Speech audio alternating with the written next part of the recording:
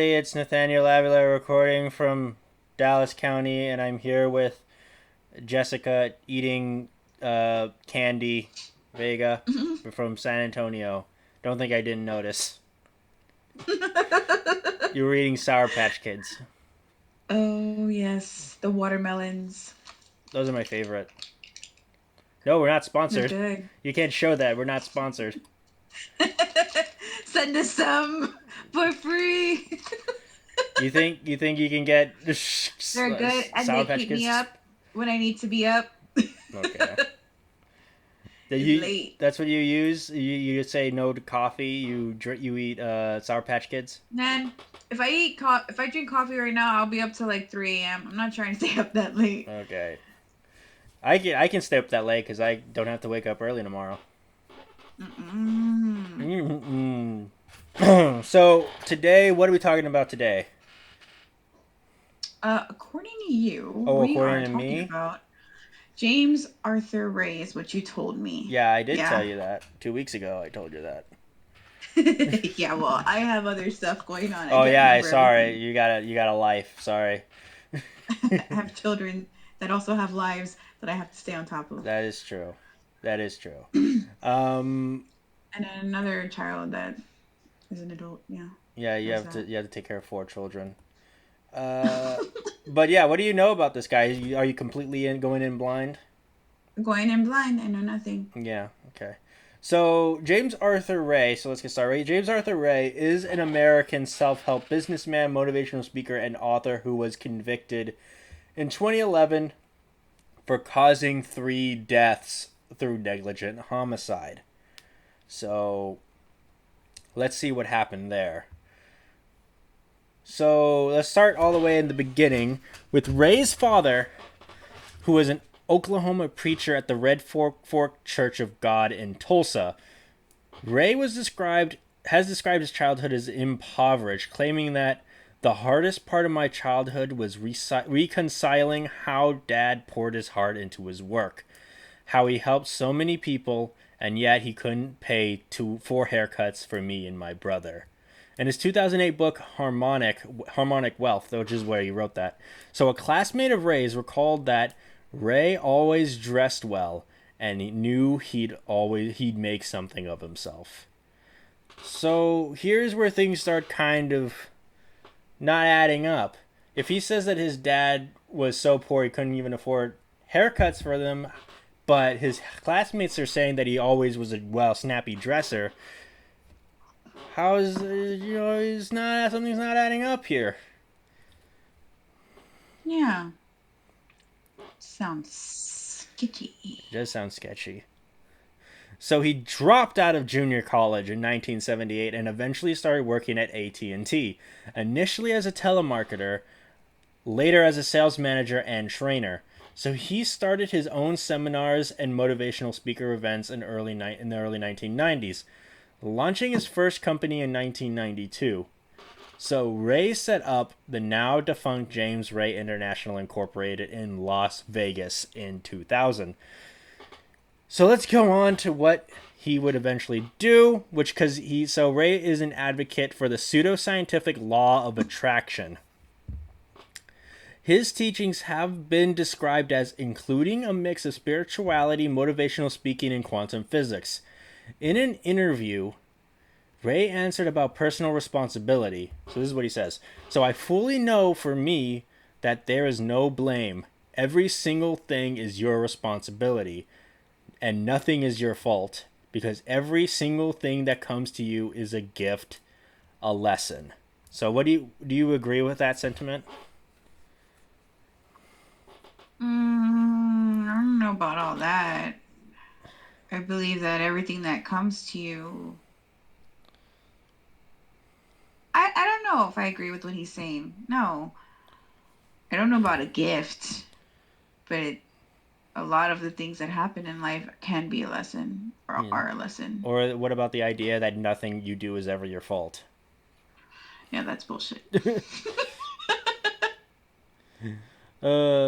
Yeah, so Ray has advocated for a new thought belief that positive thinking can heal physical ailments.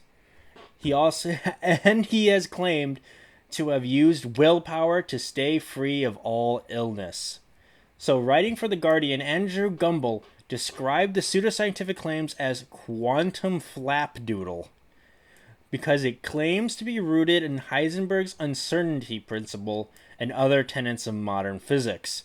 If you want to know what an uncertainty principle is, it is any of a variety of mathematical inequalities asserting a fundamental limit to the accuracy in which the values for certain pairs of physical quantities of a particle, such as position x and momentum, which is p, can be predicted from initial conditions. So, yeah. So this guy's saying he can cure people by just thinking positively. So, I see a nice little side eye you got going on there. What do you think of that? Do you buy into that? You're muted. Sorry. Yeah. I know that. I mean, if you're trying to be a positive person, that things tend to turn up better for you. But that doesn't cure everything. It's a temporary fix. Mm-hmm. Oh yeah. And like, as this dude's a nut. You think he's a nut job? He's a whack job. Why would make you say that? What is his deal? Did he scam a bunch of people? I'm just guessing. Let's see. Let's see. So he talked a bunch of talk. He's a smooth talker. Yeah. Okay. So concerns have been raised ever since 2000 regarding to the safety and soundness of his methods. So according to Grant Cardone in 2000, Ray consulted him for methods to increase sales at business seminars and was warned to teach only sound business practices. After this time, Ray began incorporating sleep deprivation, fasting, fire and glass walking, and his invented versions of sweat lodge ceremonies. Why do you say that? Sweat lodge ceremonies? Oh yeah, that's going to be a huge thing. This all sounds like torture. Oh yeah. Keep in mind of the sweat lodge thing. That's a huge thing and later on. Incorporating sleep deprivation for one. Glass walking? I don't even know what that is. What do? Oh, I get it. You walk on top of like shattered glass. Yeah. Ouch. That hurts. Yeah. Would you do that? No. my friend's in she used to be in a sideshow group, and that was one of the things that they would do as a sideshow performer is walk on glass, because not everybody can do that or wants to do that. Mm-hmm. So how did she do that? That was part of their thing, but as a freaking okay. Anyways. But she is like kind of like a trained professional, though. Sounds like. Well, I mean, yeah, they're self-taught, but that takes practice. You know, you don't just walk on glass just because you want to heal yourself. Mm-hmm. How would that even heal yourself? How would that even heal you? I have no idea. You're gonna tell me more. Yeah. So, former attendees of Ray's seminars have reported unsafe practices and lack of properly trained medical staff in 2005. A New Jersey woman shattered her hand as she was pressured by Ray to participate in a quasi-martial arts board-breaking exercise. After several unsuccessful untrained attempts, the woman sustained multiple fractures during the seminar that was held at Walt Disney World. Your favorite place on earth. Yeah, I know. Well, now you have multiple fractures in your wrist, but hey, we still got to go to the Space Mountain. Hey, man. At least you're there. That's a great place to be. I don't know. I don't know.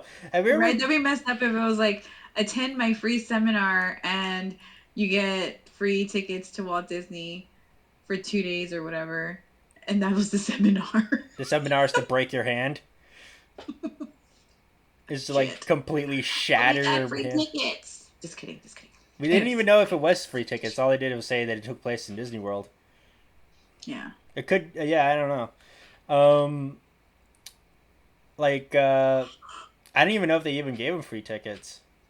No, I was just kidding. It was probably not. Probably not, yeah. Um, but I don't know. So participants of James Ray Spiritual Warrior. Boom.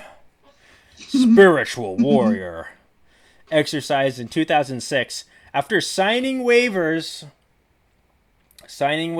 that's a red flag, were told to put the sharp point of an arrow used in archery against the soft part of their necks and lean against the tip. So a man named Kurt sustained injuries during this exercise as the shaft snapped and the arrow point deeply penetrated his eyebrow. So this guy is making people do some very dangerous stuff.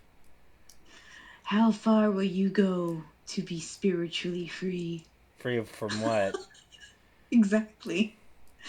This dude's a nut job, but the fact that these people, I mean, I feel like if these people are willing to go here, then they're at a really desperate place within them. Either that or they just want to see what's up with this because these going to this extent. I don't know. It's very it's like kind of reminds me of what a cult would do, what a cult leader would do. Yeah, kind of, but it kind of feels like this is just some place that people go. It's I don't know. I could be wrong, just based off of what I've heard so far. It's just like a convention or something. Yeah, this is a Not very like something that's happening all the time that you stay here forever and will do these things. yeah, it's a very It just watered feels down like version of that. And but it's yeah. like somebody would come up to you, but like, here, take this hammer, smash your fingers in, First sign and this you paper. If I told you you could be like spiritually free of everything and release all burdens that you have within you, all you have to do is sign this waiver and do what I tell you. hmm That's kind of what it sounds like the spiel that he probably is giving yeah, these people. yeah, and then they're like, now fight each other for my Yes. amusement. Now stick this arrow as far as you can in your face, In your face. I thought you were gonna in your say your. I eyebrow. thought you in your eyebrow.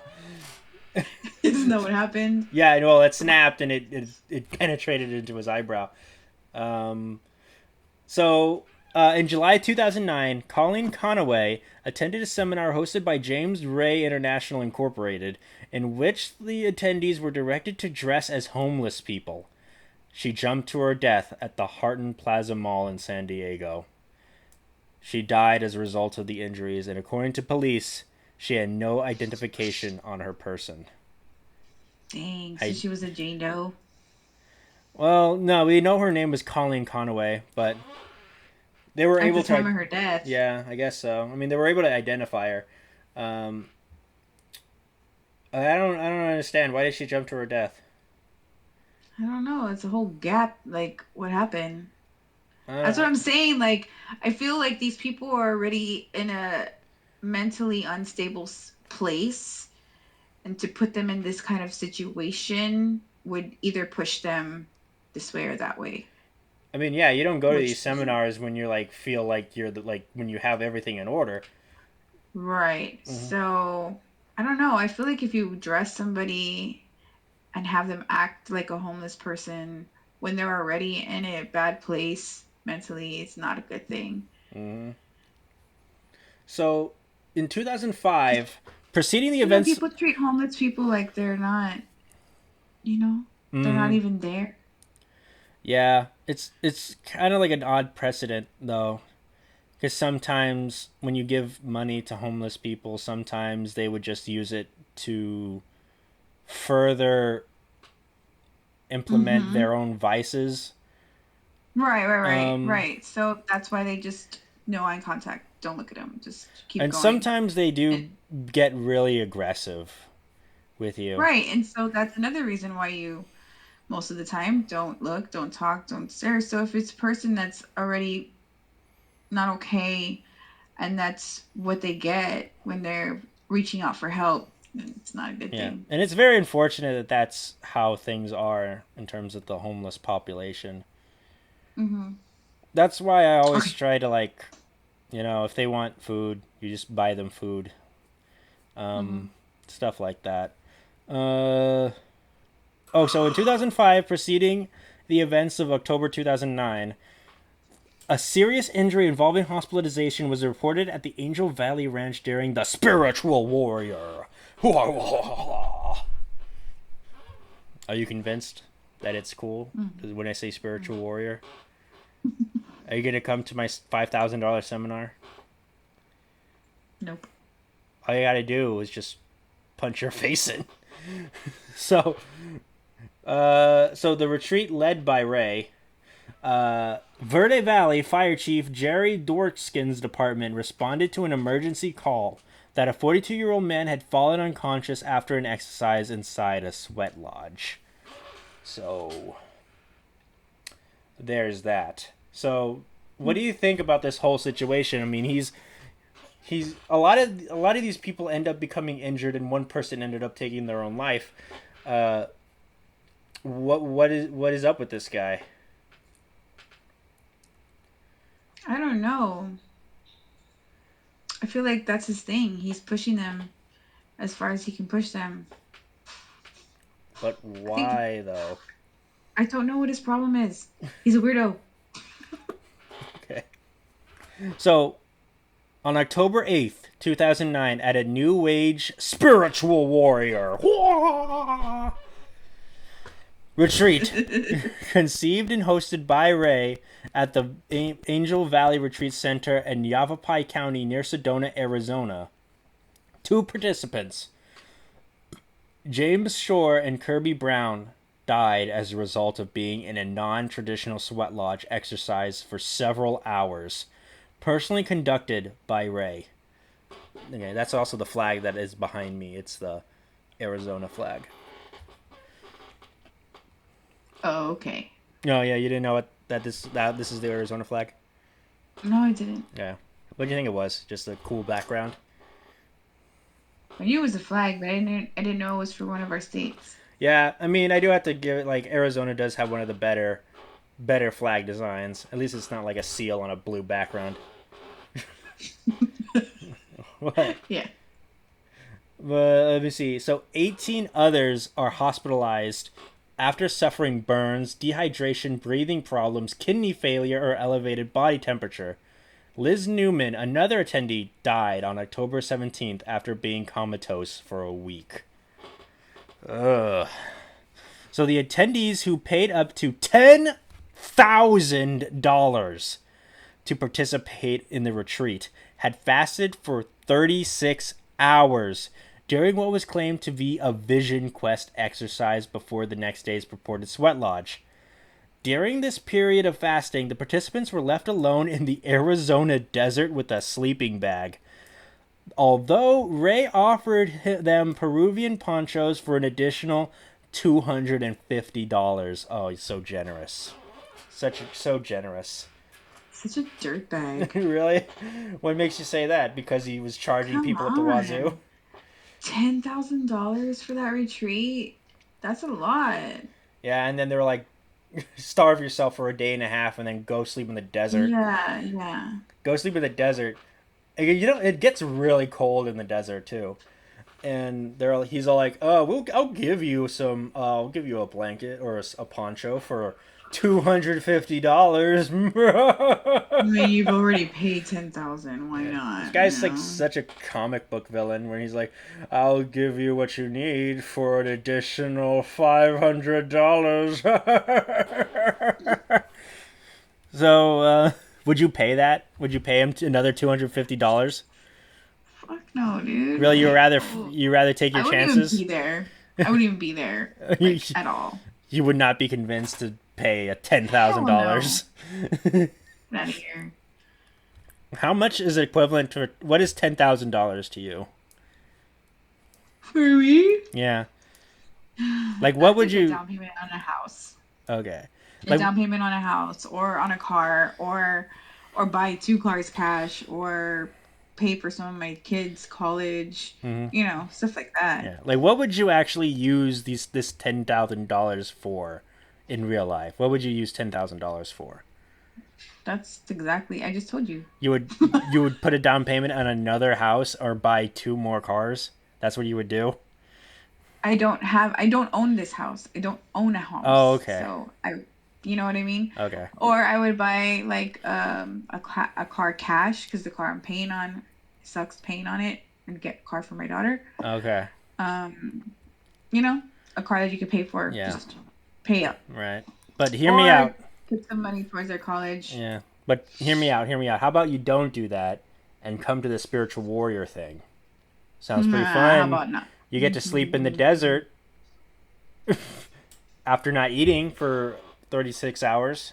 Sounds pretty cool. Huh? It's actually does. Huh? Yeah, it sounds great. Sounds perfect. Okay, awesome. So, That would be $10,000. Pay up. okay. Okay, here you go. Do you take what's your cash app? Oh my god. So after this experience, participants ate a large buffet breakfast before entering the non-traditional structure built for what they have been told would be a sweat lodge ceremony. So the site owner reported that she learned after the event that participants went 2 days without water before entering the structure. What is that face?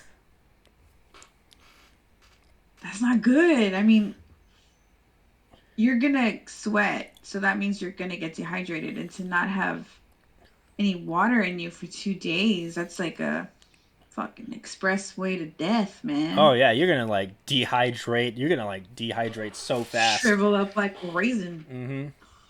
Mm-hmm. So, following the deaths, Ray refused to speak to the authorities and immediately left Arizona. Very suspicious. What are you thinking right now? Hold on, did I? How many deaths were there? There was 3. Oh, those dudes, the guys. Yeah, I thought it was like more than that, but still. yeah. 3 people Oof. died and 18 people were like hospitalized. So he left. He Terrible. he fled Arizona. Of course So he did, yeah. fucking coward. Oh snap! So according So to sorry. participants, according to participants in the heat endurance exercise, which was misrepresented by both Ray and his organization as a Native American sweat lodge ceremony, a note was left that said Ray was unavailable as he was in prayer and meditation. So he's really preoccupied. What was that? Get the fuck out of here. Prayer and meditation for what? For For what? not getting arrested. So Because why? Because nothing is ever your fault. yes, right. It's nothing is ever my fault. We'll get back to that in a bit. So Ray later confirmed during a 2013 interview with Piers Morgan that he fled the scene after rather than staying to assist with the aftermath because I was scared. Did you hear that? I heard the last 3 words of Oh, it. I said, okay, so Ray later confirmed during a 2013 interview with Piers Morgan that he fled the scene rather than staying to assist with the aftermath because I was scared. Scared of what? Let me hear what you're afraid of. From getting arrested. From getting caught, right? Mm-hmm. Okay. So, investigations were commenced by the Yavapai County Sheriff Department. What did you do? He's trash. Is that what you said? You said he's trash? Is that what you said? Yeah. Oh, snap. So the initial investigations concerned construction of the sweat lodge structure, which, according to investigators, was constructed by a local, non-Native American group under hire. Jack Judd, what's up with you, man? So it wasn't even like officially a Native American thing. Oh no, it's like far from it. Far from it. Mm-hmm. What a jerk. Oh So my god. what? Okay, wait, let's do the math. 18 people were injured, 3 people Died? died. Yes. Every single one of them paid at minimum $10,000. Right. Let's do the math, bro. Oh, okay. It's pretty easy. I mean, let me see. Um, It's $210,000 yeah, it's from around that these people. much. So you just like 18 plus 3, that's 21 times 10, 1, 2, 3. Yeah, it was $210,000. See, I did that real quick like that. Mm-hmm. That's outside. Okay. Very nice. Anyways, anyways. So Jack Judd, the county Sorry, building guys. safety manager, said that there was no record of a permit or an application for a permit to build the sweat lodge. So we didn't even get a permit for it. Didn't even apply for one. So on October 15th, 2009, after extensive interviews with participants and ancillary witnesses, the Yavapai County Sheriff's Office upgraded the level of the investigations into the deaths of James Shore and Kirby Brown to a homicide investigation. Officials claimed the non-traditional sweat lodge structure lacked the necessary building permits. So print media began reporting that Ray conducted a conference call with some victims, one of whom recorded the call and provided it to the AP. During this call, a self-described channeler said that they had communicated with the dead and that they said they were having so much fun out of their bodies that they didn't want to return. What? I wonder how much that person was paid to say that. It's because it sounds like a lot of bull hockey. Fucking malarkey. That's Yeah, what that sounds I like. know. So on October 27th, Minnesota Senator Amy Klobuchar asked the U.S. Department of Justice and the Federal Trade Commission to investigate the event to complement the local investigations. On October 30th, a wrongful death lawsuit claiming negligent misrepresentation, fraud, and other actions in part of Ray and the site owners was filed for the family of Liz Newman. A similar action was filed for Sidney Spencer, who was seriously injured. The suits sought compensatory and punitive damages, alleging that the defendants failed to provide adequate prior warnings to monitor the participants' well-being in the sweat lodge and to provide medical treatment. On November 10th, Dennis Merivar, an injured attendee from Canada, joined the Spencer lawsuit. So now they're all suing him. So Cool. Good. So Ray was arrested in connection with the deaths on February 3rd, 2010, and bond was set at $5 million. So yeah. So Ray's attorney argued that he could not afford $5 million. And Ray was released on February 26th, 2010 after bail was reduced to $525,000. So he's out on bail now. Hooray, isn't that great? That's perfect. Hmm? Yeah, it's great. Yeah. And he paid it with the money that he scammed out of people. Yeah. Of course he did. So three of the victims' lawsuits against Ray were settled before his criminal trial for a total of more than $3 million. So the court case began on May 1st, 2011. The prosecution rested its case on June 3rd, 2011, after 34 witnesses had taken the stand and 43 days of testimony. On June 22nd, 2011, Ray was found guilty on 3 counts of negligent homicide, but not guilty of the manslaughter charges brought against him. The findings specifically stated that Ray was responsible for causing the deaths of the 3 participants, whether or not he was aware of the risks he had subjected them to. So, on November 18th, 2011, Ray was sentenced to 2 years in prison. So, yep, 2 years for killing 3 people. Oh, because it was negligent homicide. Yeah. That's why. And he wasn't found guilty of manslaughter. What the fuck? Oh my god. So what do you think? You think that I was a... don't understand the justice system. It's so fucking ass backwards. It really is. What makes you say that? Come on. 3 counts of negligent homicide in just 2 years? Just 2 years? Yep, just 2 years in prison. I would be so pissed if I was one of those family members. But he did pay $3 million in the civil suit. Oh, okay. He probably didn't even pay that. But then again, like no amount of money could ever bring back Mm-mm. somebody. No, no. hmm So, do you think justice was served? Hell no. Yep. 3 people's lives were lost, and he only got 2 years. So, Bullshit. so native. Let's see what the Native Americans have to say. So, the Native American experts on sweat lodges have criticized Ray's constructions of the non-traditional sweat lodge structure, as well as his ignorance of actual sweat lodge ceremonies. As Indian Country Today reported, Ray drew the ire of Indian Country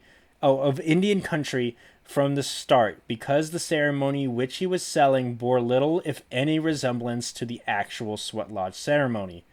Native American leaders expressed concerns and offered prayers for the dead and injured. So the leaders today of the real sweat lodge ceremony is their way of life and not a religion. It is a Native American intellectual property protected by U.S. laws and the United Nations Declaration on the Rights of Indigenous Peoples. So the ceremony should only be conducted by sanctioned lodge members who are from legitimate nations.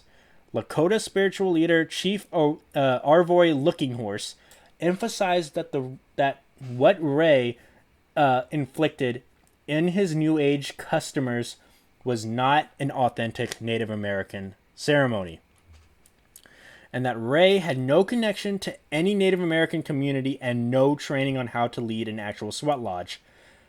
Permission to lead sweat lodges is only granted to those who have been raised in the ceremonial ways of a particular Native American ceremony, and after many years of apprenticeship with elders.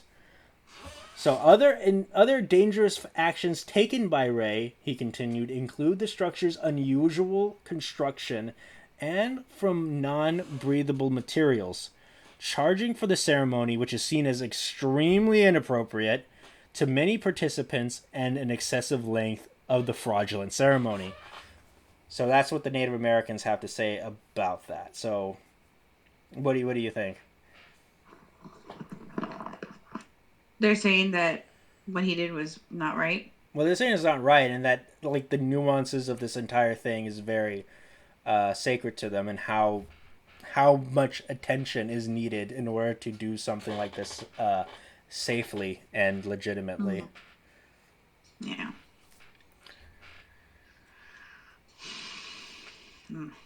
So the I Native, don't know. yeah.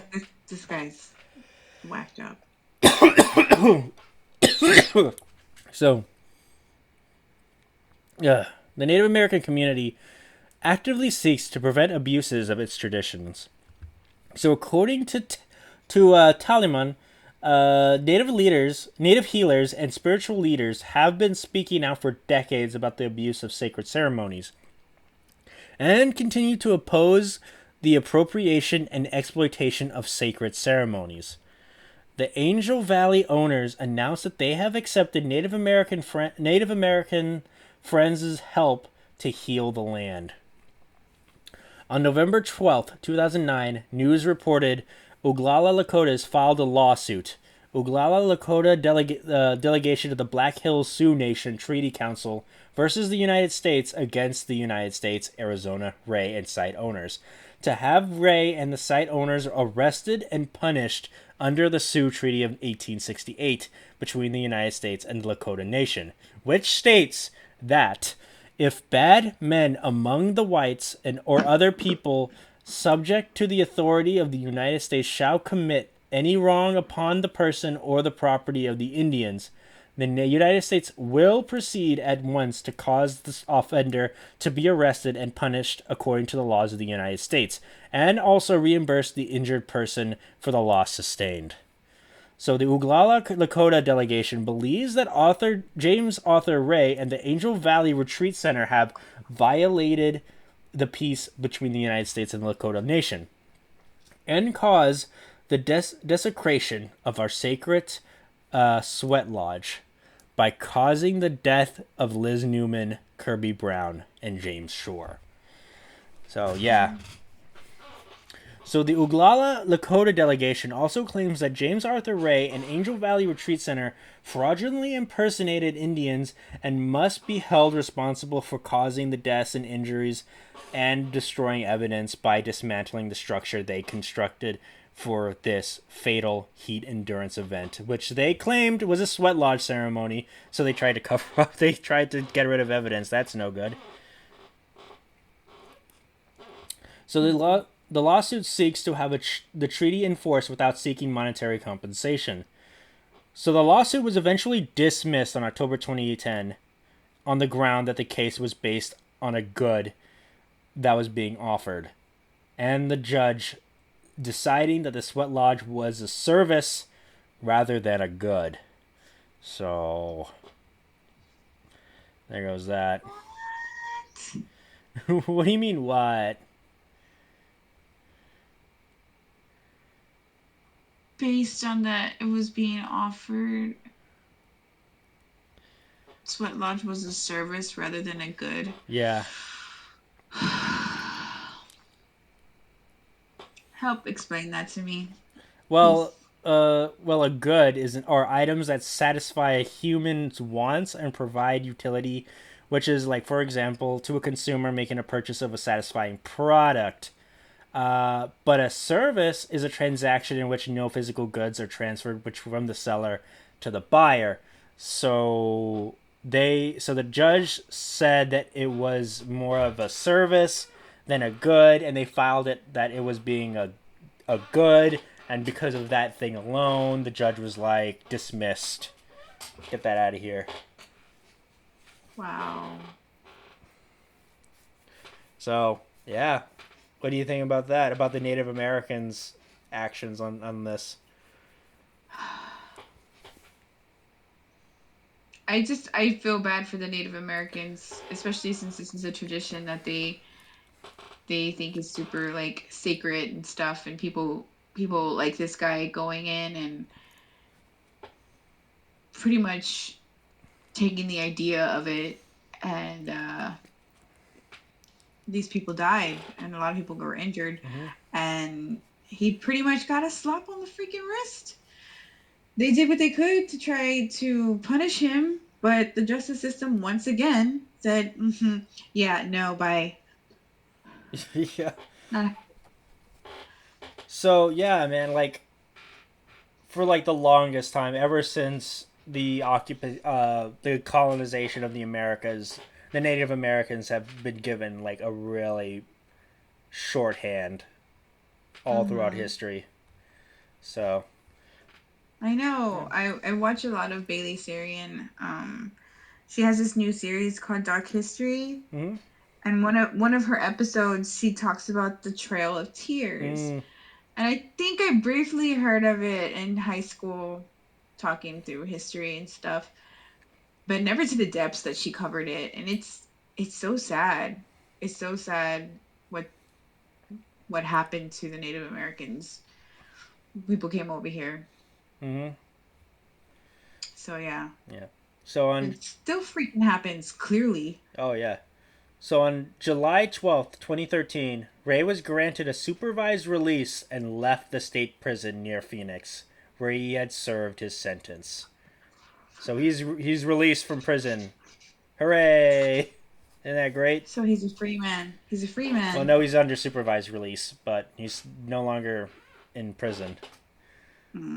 So on November 25th, 2013, Ray relaunched his self-help business on CNN's Piers Morgan Live. He had stipulated that no other guests could participate in the interview. So as of December 4th, 2013, Piers Morgan's manager, John Ferreter, was James Arthur Ray's manager and media contact. So that's how he got on.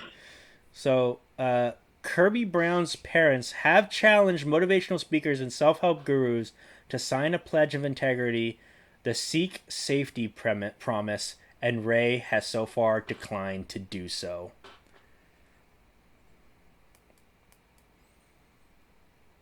I wonder why he's not doing it. Because he wants the money, man. So it basically shows to me that he hasn't learned anything. No, because why? Well, Because why? I don't know why. Because nothing is your fault. Yeah. So let's go into that a bit. So in 2016, Ray was the subject of a CNN Films documentary called "Enlighten Us." So it was a recount of Ray's rise to fame and self-help in the self-help industry, followed by his 2011 conviction for negligent homicide and his later release from prison. So in the documentary, director Jenny Karchman explores the origin of the self-help industry, what attracts followers, and tries to answer why devotees are willing to take such risks. In the film, Karchman asks Ray directly how he could have caused these people's death, and to which he replies, "It had to happen." Because what? Yeah, I'm listening. Yeah. Go ahead. Okay, imagine I'm Ray telling this to you, okay? It had to happen because it was the only way I could experience and learn and grow through the things that I've done. You come out of the situation like this and you're either bitter or angry, or you're more awake and grateful. I choose awake and grateful, and I choose to see it as a test of character and a test through fire, and I think I did okay. That's why I refused to sign the safety promise. So. Okay, well, he's full of shit. Really, that's all you have to say about that? Mm-hmm. What do you have to say about him saying that these people, these human beings had to die in order for him They had to die in order for him to learn his lesson, that basically. He didn't learn? Yeah, that he didn't learn. No, that he didn't learn at all. Mm-hmm. So what do you think about that? Oh, he's dumb. I don't know. He's just a bad dude. So in 2020, investigative journalist Matt Stroud produced the true crime podcast Guru for Wandery. In it, Stroud shines a light on Ray's methods and actions that caused the deaths of Kirby Brown, Liz Newman, and James Shore in 2009. He traces the fallout from Ray's practices and gives voice to former followers and families of his victims. So, and which since ends the story of James Arthur Ray. Wow. So, yep, he's free. He's out and about. And he's trying to relaunch his self-help business again. No way. Mm-hmm. I don't know, man. They should the punishment should have included him never being able to do those things ever again. Right, like people that get convicted of like cyber crimes and stuff like that, they can never be around a computer or have internet access forever. Yeah. Stuff like that. This guy. They're like, okay, you can do whatever you want. I don't care. It's kind of like, like con man, like the guy, like the festival that we covered. I mean, the Fire Festival? Yeah, like, didn't fucking learn his lesson. Went on to try and do more festivals. He's probably still trying to do it. I don't even know. I don't remember if he's locked up or what happened. Did the Fire app ever get started? I don't think it did. I don't think so. I wanted to book Ja Rule. Was trying to do something else. I wanted to book Ja Rule to come to my party, which is just me. It's just me and it was just me and him, just having a chat. What is the difference between that idea and that other app that you were telling me about where you can hire celebrities to like say things. Oh, you mean Cameo? They send videos. Yeah, Yeah, they send videos. and that's the thing. They're They saying don't go perks in person. no, they don't Okay. physically go to you. So that's what that app would have done is Yeah. it'll book them. Yeah. Like to come. Yeah. Okay. They'll book them for a certain amount of time, depending on how much you're willing to pay, and they will come to your party or event or whatever. I mean, yeah, but I don't know. I'd rather have the Cameo thing because that way they could just like say hi, what's up, what's going on, and they don't have to like remove actually take times out of their days and their schedules to go to some event they probably don't even care about. Yeah, but yeah, so that's the story of James Arthur Ray. What do you say? Great guy? He's a douchebag. Oh, snap. Okay. Why? What? Show your work. Show your work. Why? Because he is. If this all hasn't said enough about him, pretty much killed 3 people. Mm-hmm. Injured Hospitalized 18 other people. Mm-hmm. Only served 2 years. The Native Americans were trying to go after him for using their rituals to bait these people and, almost killed most of them. And the courts just dismissed it. Right. And now this dweeb is trying to do it all over again. Would you pay $10,000 to come go to his seminar or something? Yes, I would. Yeah. Really, you would? You would give him $10,000? Yeah, I would. Yeah, I would. Okay. No, I wouldn't. Give me. That'll be $10,000. Where's your credit card?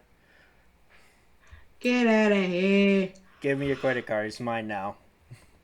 So yeah. So out of all like the people that we've ever discussed on this podcast, how would you think that this guy would fare? Do you think this guy is the worst person we've discussed? Could be one of them. Yeah, one of higher up there on the assholes list. But everybody we talk about is pretty much an asshole. Pretty much. Oh snap! But this guy like another level? Yeah, especially like exploiting like people who are already like in a not that great of a state of mind, and basically taking advantage of them.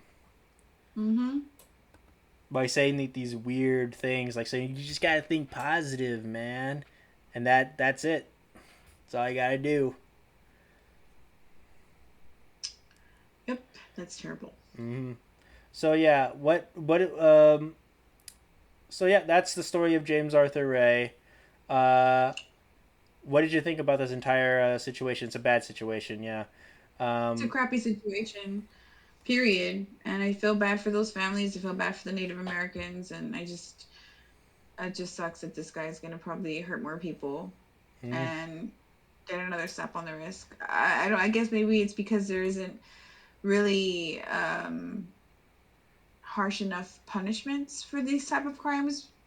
What negligent homicide? How the hell do you only get 2 years? I don't understand that. They said that it was because he most likely didn't know about the dangers. That was the jury's consensus. I feel like he knew and didn't care. Yeah, I think so too. So, yeah. It's been 8 years and he hasn't done anything newsworthy yet. But I don't know. We just got to keep our eyes peeled. So yeah, that was the story of James Arthur Ray. That was a very interesting one. So yeah, I've been Nathaniel Avila. And I've been Jessica Vega.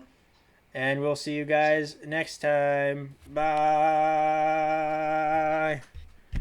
Thank you for listening to a Vision podcast, home of wacky talkies, The Kingdom, Evil Exists, and many more.